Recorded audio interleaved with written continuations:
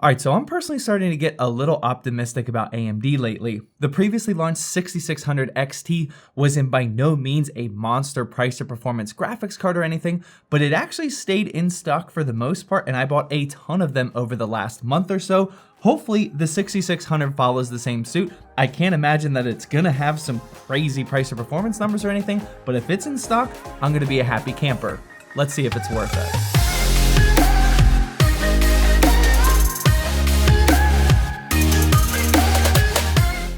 GVG Mall is not just the sponsor of today's video, but it's literally the exact website that I personally use to activate my Windows 10 on almost every single PC that I build here in the studio. For a limited time only, GVG Mall is giving ZTT viewers a massive 25% off discount code if you use ZTT18. Yeah, that's a bump up from 18%, but that only lasts for a few more days, so make sure you take advantage. Please don't be one of those PC flippers that has to explain in the description of your post what an unactivated version of Windows 10 is. Just pay the tiny price tag on GVG Mall, way cheaper than retail by the way, activate every single one of your builds, and reap the benefits in your flipping business. All the links you need are down in the description, and don't forget to use discount code ZTT18. Alright, so today's build is obviously based around the brand new RX 6600, and shout out to PowerColor for hooking us up with this before the embargo dropped, just like they did with the 6600 XT. Let's quickly talk about this card specifically, and then we'll get into the full build guide that I use with it, which is super budget by the way, and then the benchmarks.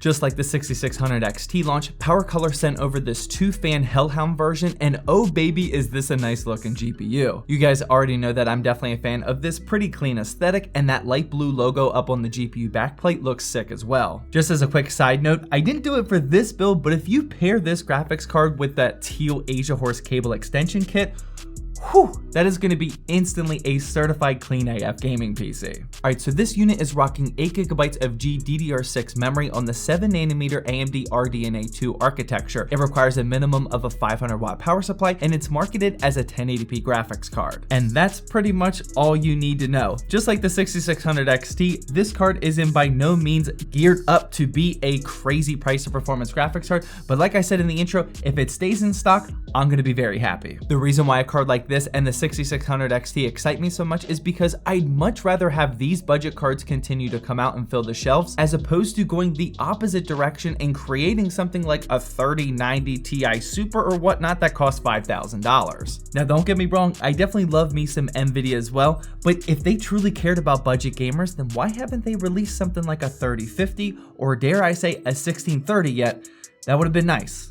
Rant aside, if this trend continues, I do expect that this new 6600 is going to stay relatively in stock for 2021 standards, meaning you'll be able to snipe it on random Newegg combos outside of the Truffle Shuffle, and if that's the case, then you should definitely know what other parts to pair with this thing if you're thinking about building something like a $700 to $1,000 gaming PC, because that's exactly what this card is for. And this here is my attempt at doing that. This is a very budget 6600 build. It's not necessarily the absolute cheapest that you could pair with the 6600, but more importantly, I think this is actually going to be a pretty balanced 1080p gaming system, and it shouldn't be terribly hard to repeat here in 2021. Starting with the CPU, here I was able to snag up the Intel 10105F on a nice ZTT deal, which I was kindly notified about in the ZTT Discord server, and it was on sale for just $95 on Amazon. The 10105F is a slightly upgraded version of the 10100F, which you guys know I already love. This one is rocking 4 cores and 8 threads with a max turbo of 4.4 GHz right out of the box. The motherboard it's plugged into is yet another one of the channel favorites. This is just the Gigabyte B460M DS3H, which I always use as a solid budget micro ATX option, and I paid $99 for it. The RAM here was another great deal. This was actually an Amazon Lightning deal down to just $56, and it's the Astra Gear 2x8GB kit that's clocked at 3200 MHz. For power, I decided to use the XPG Pylon 650-watt version, which I bought a few of, so you'll be seeing more of these on the channel here soon. This is actually a very underrated unit, as it goes on sale quite often, and it's packing 650 watts and an 80+ bronze certified rating, all for just $47 on sale. For storage, I grabbed yet another Western Digital Black SN750 500GB NVMe drive. Can't go wrong with this one for $55. And for the last main component, we have the case, and this is yet again another Antec NX200M. This is now the third time that I've used this case on the channel recently. Have you seen the first episode of Flippin' Friday, by the way? I'll have it linked up here. But yeah, I just love using this as a budget micro ATX case option.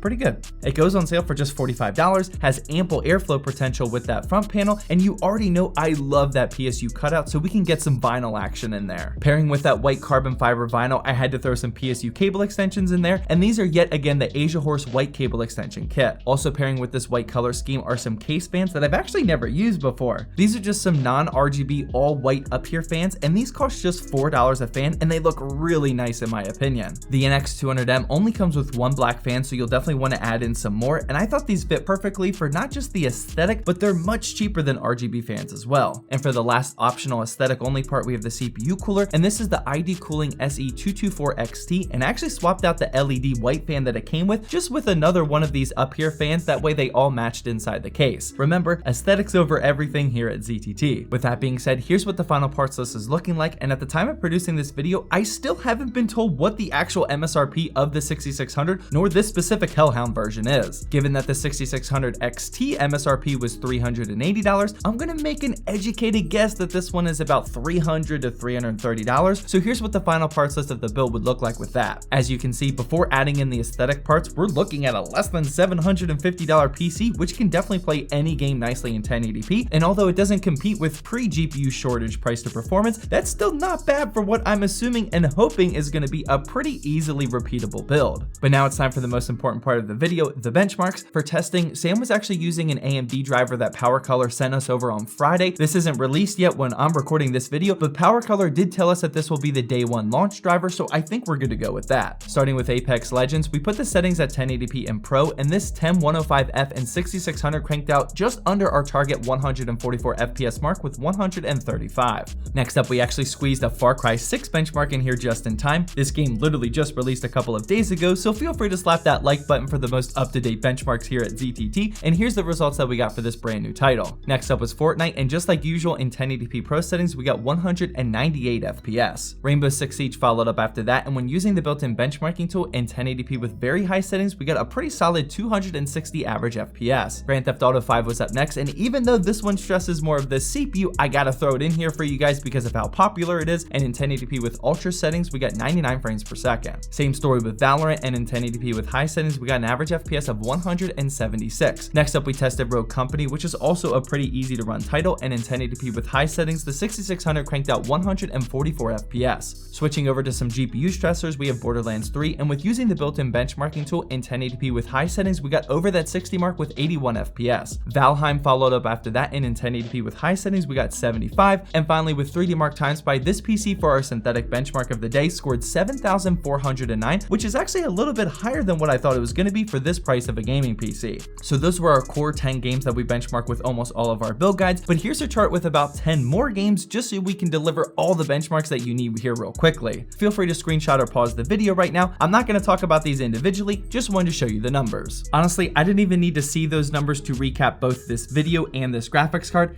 It's a 1080p graphics card. It's probably going to cost a little bit over $300, and hopefully it stays in stock more than the more expensive GPUs. If you can find one in stock and you've been looking for months now to complete your $700 to $1,000 gaming PC, go ahead and try to buy it. It might not be as difficult as you think. Well, that's going to wrap up my quick review of the brand new RX 6600 as well as a budget build guide to use with this card. Feel free to click the video that's on the screen now if you still haven't watched the first ever episode of Flippin' Friday, because that was a ton of fun. I'm also working on Flipping Friday episode numero dos here in a couple of days, but just like always, I hope you enjoyed this video.